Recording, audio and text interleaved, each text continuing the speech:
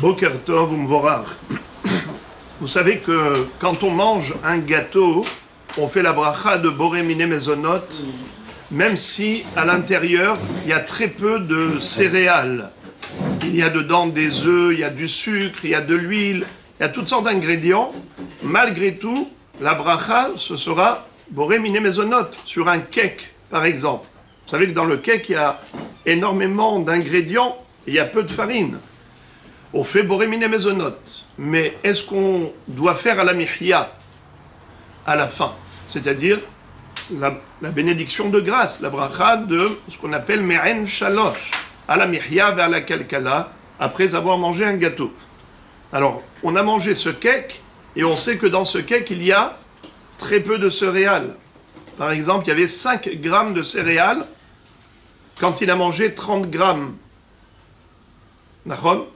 Il a mangé 30 grammes de gâteau, mais à l'intérieur, il y avait combien de céréales? 5 grammes. Est-ce qu'il fait la bracha à Harona, de Alamihya ve'al akalkala? Alors, le Rav Ovadia Yosef dit que si on a dedans un sixième de kemah, un sixième de céréales, c'est-à-dire 17% de céréales à l'intérieur de ce mélange, alors dans ce cas-là, ça l'emporte comme si on avait mangé 30 grammes de céréales. Et on fait la bracha à Harona de Alamihya vers la kalkala. Mais si la quantité de céréales était inférieure à 17%, eh bien dans ce cas-là, on ne fera pas la bracha de Alamihya vers la kalkala à la fin. Quelle bracha on ferait alors? Alors, s'il y a 27 grammes d'autres ingrédients, pas de céréales, alors dans ce cas-là, on ferait Boré Nefashot. C'est-à-dire que, par exemple, si j'ai un demi-kazaït de gâteau, et j'ai un demi-kazaït de pommes, un demi-kazaït, quel bracha harona je fais? J'ai 15 grammes de gâteau, et à côté de ça, j'ai mangé 15 grammes de pommes. Et quel bracha harona je fais? D'après le Rav Ovadia Yosef, aucune bracha, zéro. Tu ne peux pas faire à la mihya vers la kalkala, car tu n'as pas mangé un kazaïd de gâteau. Tu ne peux pas faire boré nefashot, car tu n'as pas mangé un kazaïd de pommes. Alors pourquoi tu vas faire la bracha harona? Mais il faut un minimum de 27 grammes. Alors soit 27 grammes de gâteau, soit 27 grammes de pommes. Mais tu ne peux pas associer deux catégories qui n'ont rien à voir. D'accord? Mais maintenant, comme moi je vous ai parlé du cake, dans le cake il y a, on a dit 5 grammes de farine et 25 grammes d'autres ingrédients. 25 grammes, ça ne suffit pas pour faire la bracha harona de Boré Nefashot. Mais si par exemple j'ai mangé beaucoup de cake, et dans ce cake il y a, certes il n'y a pas beaucoup de farine, c'est-à-dire il y a très peu de céréales, il y a moins d'un sixième, il y a moins de 17%, alors je ferai Boré Nefashot, parce que j'ai tout de même mangé 30 grammes d'autres choses. C'est comme si j'ai mangé 30 grammes de pommes et 15 grammes de gâteau. Quel bracha je fais? À Harona, Boré Nefashot, parce qu'il y a suffisamment de pommes.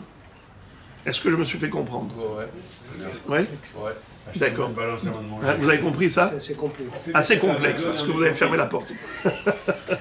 Je répète. Lorsqu'on mange des pommes, on fait Boré Nefashot. Lorsqu'on mange des gâteaux, on fait à la mihya. Mais ça dépend d'une quantité. Quelle quantité? On va appeler ça 30 grammes. En fait, c'est 27 grammes, mais 30 grammes. Ok? Maintenant, si je n'ai pas mangé 30 grammes de gâteau, 30 grammes de pommes, car si je mange 30 grammes de gâteau, quelle bracha je fais? À la mihya. Mezonot, c'est la première bracha. Moi, je parle de la bracha d'après. À la mihya. Pour la finale. Oui, pour la finale. Maintenant, pour la pomme, quelle bracha je fais après la pomme? Boré Nefashot. Maintenant, si j'ai mangé moitié de 15 grammes, la moitié de 30 grammes de pommes, la moitié de 30 grammes de gâteau, quelle bracha je fais? Zéro. D'accord? Très bien. Mais maintenant, si j'ai mangé 30 grammes de pommes et 15 grammes de gâteau, quelle bracha je fais à la fin? Boré Nefashot, bravo. Et si je mange 30 grammes de gâteau et 15 grammes de pommes?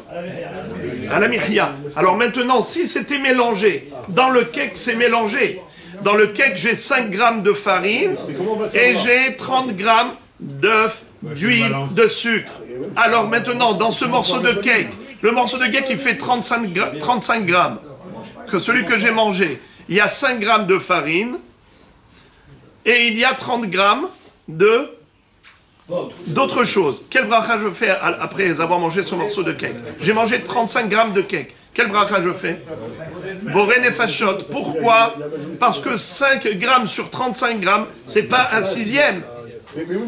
35, 5 par rapport à 35, 7 fois 5, 35. C'est un septième. Ce n'est pas un sixième.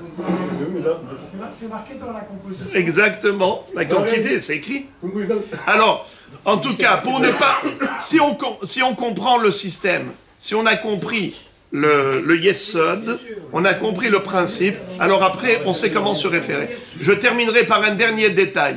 Quand est-ce que l'on dit que si j'ai au moins 6%, pardon, au moins un sixième, c'est-à-dire 17% de farine, on fait la bracha de alamihya vers la kalkala, c'est seulement si c'est mélangé, comme je dis, dans un cake.